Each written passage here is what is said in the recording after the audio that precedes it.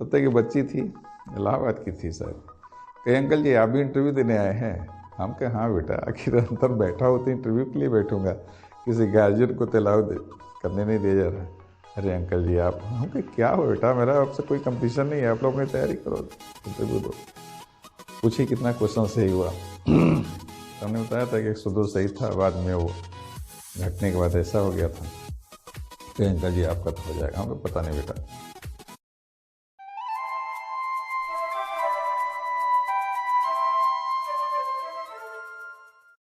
Hello दोस्तों, नमस्कार। The school of civics में आप सभी का स्वागत है। एक एक्सपीरियंस मैं आप लोगों के साथ शेयर करना चाहता हूं। जो पिछली बार पीजीटी के इंटरव्यू में जब मैं देने गया हुआ था तो देखने को मिला, वो आप लोगों के लिए एक तरीके से एक लेसन भी हो सकता है और एक मोटिवेटिंग फैक्टर भी हो सकता है। वो मैं आप लोगों से बताने जा रहा हूँ। मेरा इंटरव्यू अभी पिछले साल फरवरी में 6 तारीख को था, 6-7 को था। लेटर वगैरह तो पहले ही आ चुके थे, काफ़ी तैयारी कर रखी थी मैंने। इंटरव्यू ये पूछा जाएगा, वो पूछा जाएगा। तो हम लोग यहाँ से, आप लोगों को पता ही है मैं गोरखपुर से बिलोंग करता हूँ। यहाँ से मैं अपने पिताजी के साथ गया। पिताजी की एज हमारी लगभग इस समय 80 साल की होगी। चूँकि वो LIC से रेलवे से रिटायर्ड अधिकारी हैं, तो उन्हें जो है पास की सुविधा मिलती है। चूँकि काफ़ी सीनियर हैं, इसलिए उनको जहाँ भी जाते हैं तो उनके साथ कोई भी व्यक्ति एक कंपनी दे सकता है। वो रिलेटिव भी हो सकता है, बिना रिलेटिव के भी हो सकता है। उनके साथ जाने के लिए अलाउ है उनके पास पे। क्या बात है। तो मैंने पापा से कहा, पापा तैयार हो गए। हम कहे चलिए, ठंडक तो है लेकिन चला जाएगा। तो पापा ने गेस्ट हाउस बुक करवा दिया इलाहाबाद में, स्टेशन के पास ही में है रेलवे ऑफिसर्स गेस्ट हाउस। तो पापा के साथ जर्नी शुरू हुई AC में। मज़ा आ गया था। ठंडक के दिन थी लेकिन उसमें तो सभी सुविधाएं पूर्ण रहती हैं। फिर हम लोग दूसरे दिन इलाहाबाद पहुंच गए और इंटरव्यू हमारे एक दिन के बाद था। मैं एक दिन पहले ही पहुंच गया था। वहाँ पर गेस्ट हाउस में रुके, अपना सामान वामान रखे। फिर नहाने धोने के बाद ये हुआ कि चल करके एक बार देख आया जाए कि माध्यमिक शिक्षा चयन बोर्ड है कहाँ। फिर वहाँ से हम लोगों ने स्टेशन से एक ऑटो वाले से बात करके गए और देख करके आए।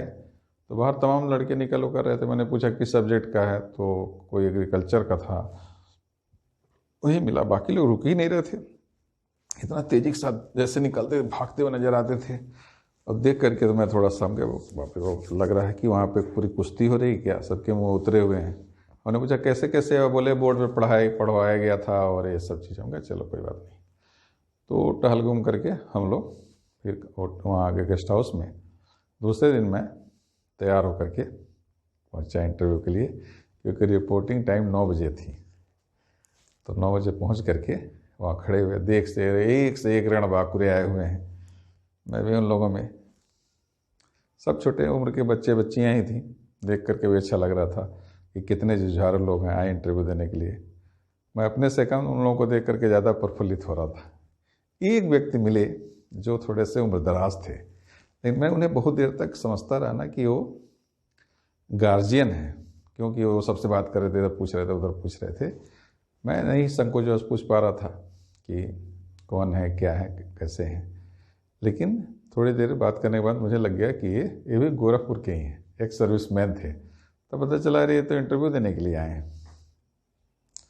तो फिर लेकिन कोई वार्तालाप नहीं हुई, मुझे ऐसे आइडिया लगे देना है। थोड़े देर बाद गेट खुला और वहाँ पे नीचे बेसमेंट में लंबा चौड़ा जगह है, ऐसा लग रहा था कि वो पार्किंग की व्यवस्था की गई है। तो उस दिन हिस्ट्री, ज्योग्राफी और नागरिक शास्त्र 3 लोगों का इंटरव्यू था। अलग अलग टुकड़ों में कुर्सियाँ लगी हुई थी, कुछ एक तरफ ऐसे करके। तो सबको एक बंदा आया और अनाउंसमेंट बोला कि इधर सिविक्स वाले बैठ जाएं, इधर हिस्ट्री वाले बैठ जाएं, ऐसे करके बैठ जाने के लिए हम भी बैठ गए। तो तब तक देख रहे हैं कि सबकी नज़र जो सिविक्स वाले थे हमारे तरफ आ रही थी। तब तक ये बच्ची थी, इलाहाबाद की थी शायद, कहे अंकल जी आप भी इंटरव्यू देने आए हैं? हम कहे हाँ बेटा, आखिर अंदर बैठा हो तो इंटरव्यू के लिए बैठूंगा, किसी गार्जियन को तो अलाउ करने नहीं दिया जा रहा। अरे अंकल जी आप, हम कहे क्या हो बेटा, मेरा आपसे कोई कंपटीशन नहीं है, आप लोग अपनी तैयारी करो, इंटरव्यू दो। तो पूछिए कितना क्वेश्चन सही हुआ। तो हमने बताया था कि 102 सही था, बाद में वो घटने के बाद ऐसा हो गया था।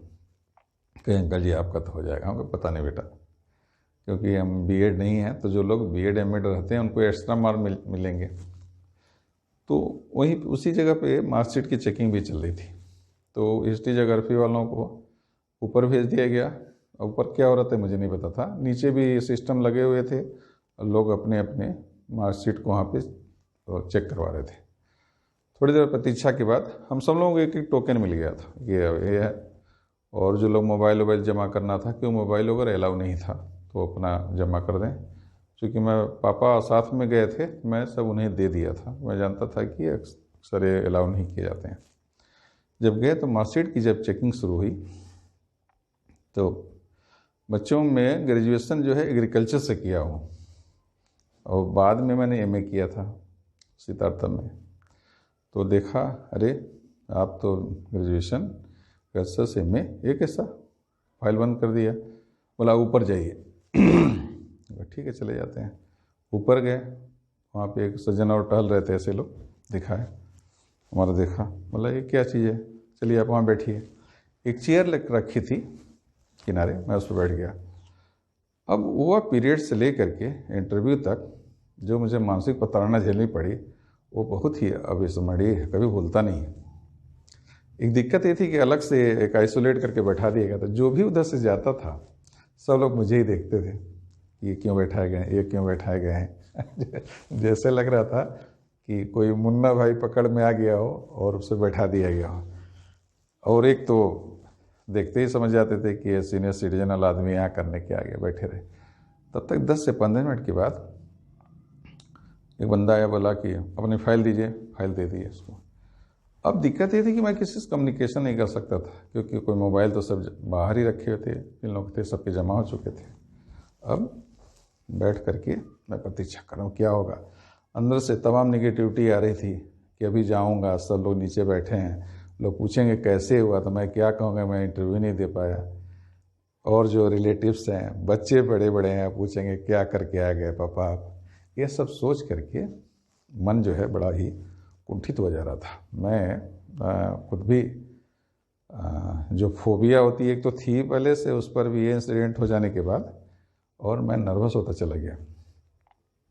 तो उसके बाद थोड़ी देर के बाद, यानी कि 4-5 मिनट बाद, बोला जाइए चेक करवा लीजिए। अब सांस में सांस आए, चलिए ठीक है। फिर गए, अब चेक वक करवाया जो भी था। चेक कराने के बाद चले जाए उधर चले गए काउंटर पे। तो वहाँ काउंटर के लिए गए, तो जैसे बार कोड मशीन नहीं लगी रहती है, बार कोड निकलता बार कोड मशीन से, वैसे देखा, स्कैन किया मेरा वो एडमिट कार्ड और बार कोड के टोकन मिल गया। टेकन लेकर उधर लॉबी की तरफ जाइए। तो लॉबी की तरफ गए तो उस पर जो गार्ड था बताया फला चैम्बर में आपका इंटरव्यू है। गए तो इक्के दुक्के लोग आ जा रहे थे, कोई भीड़ नहीं थी, तो आ रहे थे जा रहे थे, आ रहे थे जा रहे थे। मैं बैठ गया, लेकिन वो मार्कशीट की चेकिंग से ले करके इंटरव्यू कमेटी के सामने तक बैठने तक मेरा टेम्पो एकदम लूज़ हो गया था। जो उत्साह था कि ये कर देंगे, ये कर देंगे, वो कर देंगे, ये कर देंगे, लेकिन वो सभी, और उसी में कोई कॉल भी नहीं कर रहा था। एक लड़का निकले, आप चले जाइए। मुझे थोड़ी देर में जाना चाहिए था, लेकिन मैं जैसे एक लड़का निकला, मैं ही बैठा हुआ था, मैं चला गया अंदर। वहाँ एक राय साहब थे पैनल में, ये देखिए हमें, बोले अरे कहाँ थे आज आप अभी तक, क्योंकि नाम नहीं पूछा जाता, किसी को नाम बताना भी नहीं रहता, नाम उनके सामने लिखा भी नहीं रहता। वो कोड वगैरह मिलाए और पूछा उन्होंने, अरे अभी तक कहाँ थे। तो बताया कि LICMAA थे, ऐसे ऐसे ऐसे करके तमाम चीज़ें हुई, उतार चढ़ाव होते गया। उसके बाद से बोले बहुत लेट कर दिया आप यहाँ तक आते आते। मैंने कहा ठीक है। फिर उन्होंने 2 इंटरव्यू कमेटी में एक्सपर्ट बैठे हुए थे, एक मैडम थी और एक सर थे। उन दोनों लोगों ने सवाल पूछना शुरू किया। जो चेयरमैन थे उन्होंने एक भी सवाल नहीं पूछा, केवल हाल चाल ही पूछ कर दिया। जो भी आया देते गए जवाब, नहीं आया नहीं देते गए। कह रहे हो कभी हम आगे के जब आप लोग का इंटरव्यू आ जाएगा उस समय चर्चा करेंगे। कहने का मतलब ये है, मैं आप लोगों से क्यों शेयर कर रहा हूँ। आप लोग सोच रहे होंगे मैं बता क्यों रहा हूँ। बता दो चीज़ों से रहा हूँ। कभी भी किसी भी समय कोई भी परिस्थितियाँ आ सकती हैं, घबराना नहीं चाहिए, क्योंकि हमेशा अच्छा ही होता है, जो भी होगा अच्छा ही होगा, पहली चीज़। दूसरा रहता है कि जो भी डॉक्यूमेंट हो वो प्रॉपरली तैयार करके रखिए।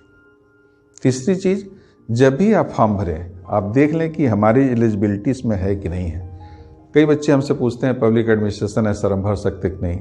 मैंने मना कर देता हूँ, क्योंकि कई लड़के पब्लिक एडमिनिस्ट्रेशन के भरे और उन्हें वापस कर दिया गया, क्योंकि योग्यता में अगर नहीं लिखा हुआ तो अपने से हमें कंक्लूजन नहीं निकालना कि पब्लिक एडमिनिस्ट्रेशन इंटरनेशनल पीजी और सब चीज़ तो एक ही, उसमें दिक्कत क्या है कि नहीं। अगर लिखा नहीं है तो नहीं लिखा है, क्योंकि आप सोचिए इतनी भर देने के बाद उस समय तो कोई चेकिंग होती नहीं है, इतनी तैयारी करेंगे, दिन रात एक करके रिटेन निकल गया, पास भी हो गए, उसके बाद इंटरव्यू देने जाएं और वहाँ जा करके हो जाए कि नहीं आप तो एलिजिबल ही नहीं है, कितनी कष्ट की बात होगी।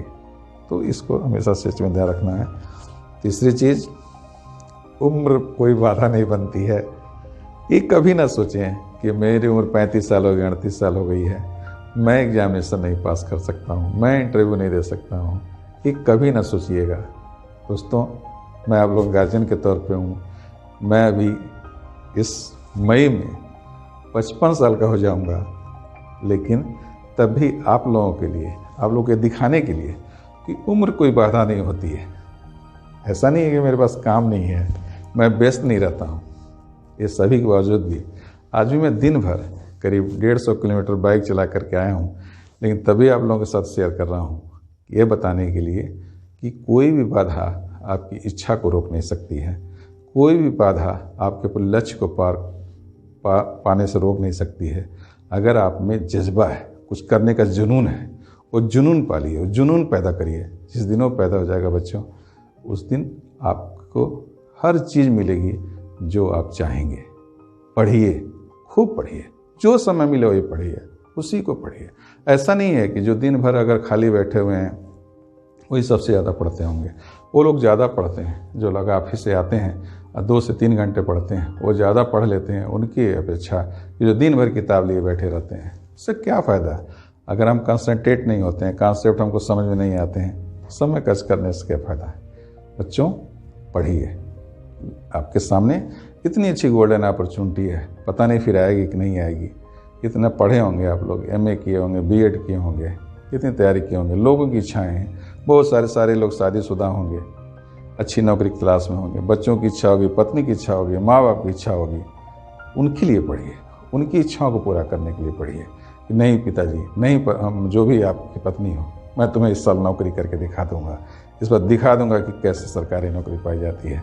बच्चों PGT तो निकला ही निकला है, अभी निकलने वाली फिर वैकेंसी, GIC भी आ गई। इतने इससे अच्छा गोल्डन चांस कैसे मिल सकता? सोचो आप, बहुत बड़ा गोल्डन चांस है बेटा।